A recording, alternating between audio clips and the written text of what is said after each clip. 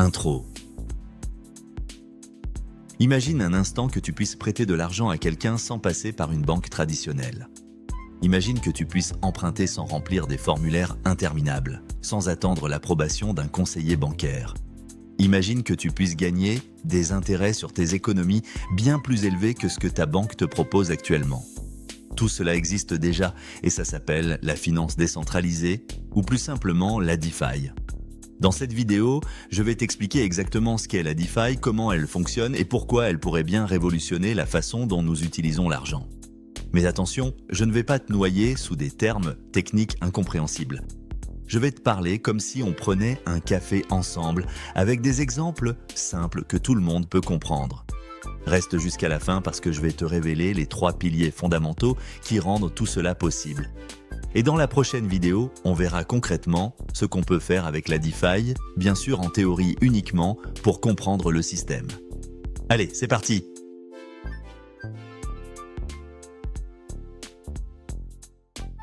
Chapitre 1. La finance d'aujourd'hui, le système avec plein d'intermédiaires. Pour bien comprendre la DeFi, il faut d'abord regarder comment fonctionne notre système financier actuel.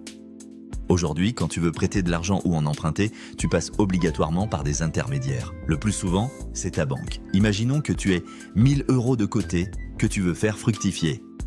Tu déposes cet argent à la banque et elle te donne peut-être un demi% d'intérêt par an. Pendant ce temps, la banque prête ton argent à quelqu'un d'autre avec un taux d'intérêt de 4 ou 5%. La banque se prend donc une belle marge au passage simplement pour jouer le rôle d'intermédiaire. Mais ce n'est pas tout. Si tu veux emprunter de l'argent, tu dois remplir des dossiers complexes, fournir des justificatifs de revenus, des relevés bancaires. Tu dois passer par un processus de vérification d'identité très strict, ce qu'on appelle le KYC, pour Know Your Customer.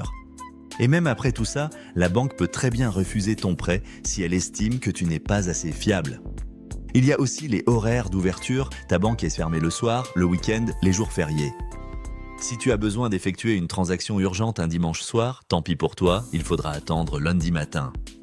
Et n'oublions pas les frais. Frais de tenue de compte, frais de virement, frais de découvert, frais pour tout et n'importe quoi. Enfin, il y a un dernier problème dont on parle peu, c'est la possibilité de censure. Ta banque peut décider de bloquer ton compte, de refuser certaines transactions, ou même de fermer ton accès si elle n'est pas d'accord avec ce que tu fais de ton argent. Tout cela parce que dans le système actuel, tu ne contrôles pas vraiment ton argent. C'est la banque qui le contrôle. Avant de continuer, si cette vidéo t'aide à y voir plus clair sur un sujet aussi complexe que la DeFi, prends 2 secondes pour cliquer sur le bouton s'abonner. Active aussi la petite cloche de notification pour ne rien rater des prochaines vidéos. Chaque abonnement, chaque like, ça donne vraiment de la force à cette chaîne et ça m'encourage à créer encore plus de contenu pour t'aider à comprendre ces nouvelles technologies. Merci d'avance et maintenant, on replonge dans le vif du sujet. Chapitre 2. La DeFi en 3 phrases, ultra simples. Alors, la DeFi, c'est quoi exactement? Je vais te l'expliquer en 3 phrases simples que même ta grand-mère pourrait comprendre. Première phrase, la DeFi, c'est de l'argent plus Internet, plus la technologie blockchain.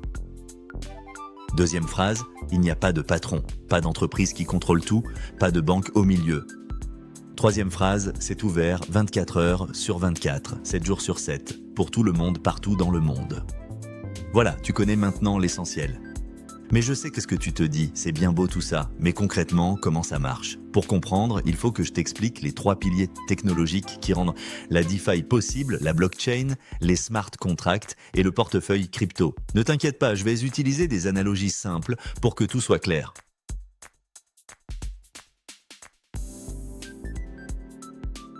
Chapitre 3. La blockchain, le grand cahier comptable indestructible. Commençons par la blockchain. Imagine un immense cahier de comptes où sont notées toutes les transactions financières. Chaque fois que quelqu'un envoie de l'argent à quelqu'un d'autre, c'est écrit dans ce cahier. Maintenant, imagine que ce cahier n'est pas gardé dans un coffre-fort dans une banque, mais qu'il est copié et distribué à des milliers de personnes partout dans le monde. Toutes ces personnes ont exactement la même copie du cahier. Quand quelqu'un veut ajouter une nouvelle ligne dans le cahier, une nouvelle transaction, tous les détenteurs du cahier doivent vérifier et approuver cette ligne. Si la majorité dit oui, la ligne est ajoutée et tout le monde met à jour sa copie du cahier en même temps. Maintenant, pourquoi c'est génial ? Parce que si quelqu'un essaie de tricher et de modifier une ancienne ligne, tous les autres détenteurs du cahier vont voir immédiatement que quelque chose ne va pas. La version trafiquée sera rejetée par la majorité. C'est comme si tu essayais de réécrire l'histoire dans un livre que des milliers de personnes possèdent déjà. Impossible de duper tout le monde en même temps. C'est ça, la blockchain. Un registre distribué, transparent, impossible à falsifier et qui ne dépend d'aucune autorité centrale. Plus besoin d'une banque pour vérifier que Jean a bien envoyé 100 € à Marie. La blockchain le fait automatiquement et de façon sécurisée.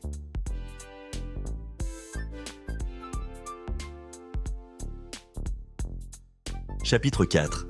Les smart contracts, des promesses écrites dans la pierre. Maintenant, parlons des smart contracts ou contrats intelligents en français. Pour bien comprendre, imagine un distributeur automatique de bonbons. Tu mets 1 € dans la machine, tu appuies sur le bouton B3 et tu reçois ton paquet de bonbons.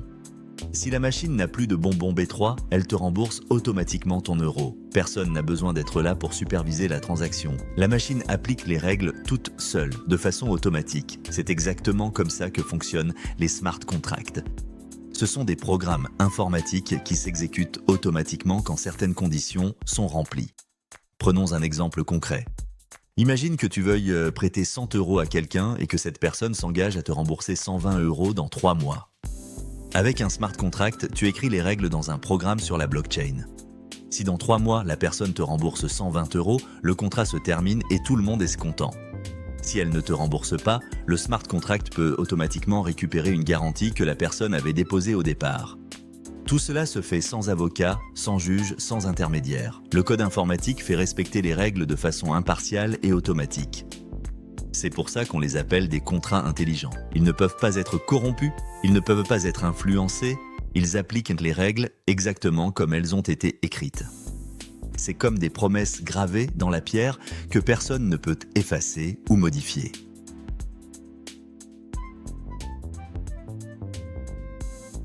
Chapitre 5, le portefeuille crypto, ta nouvelle tirelire magique. Dernier pilier à comprendre, le portefeuille crypto. On pourrait le comparer à un compte PayPal, mais avec une différence énorme. Avec PayPal, c'est l'entreprise PayPal qui garde ton argent et qui contrôle ton compte. Si tu perds ton mot de denier, ton mot de passe, tu peux contacter le service client et récupérer donc ton accès. Avec un portefeuille crypto, c'est complètement différent. C'est toi et seulement toi qui possèdes la clé de ton portefeuille. Cette clé, c'est une suite de mots qu'on appelle une phrase de récupération. Tant que tu as cette phrase, tu as accès à ton argent, peu importe où tu es dans le monde. Personne ne peut bloquer ton compte, personne ne peut geler tes fonds. Mais attention, et c'est crucial, si tu perds cette phrase de récupération, tu perds accès à ton argent pour toujours. Il n'y a pas de service client à appeler, il n'y a pas de bouton pour réinitialiser ton mot de passe. C'est la liberté absolue, mais avec une responsabilité totale. Tu es ta propre banque et ça implique d'être extrêmement prudent avec ta clé privée. Voilà pourquoi on dit souvent que dans la DeFi, tu reprends le contrôle total de ton argent. Plus d'intermédiaires qui décident à ta place. Mais aussi aucun filet de sécurité si tu fais une erreur.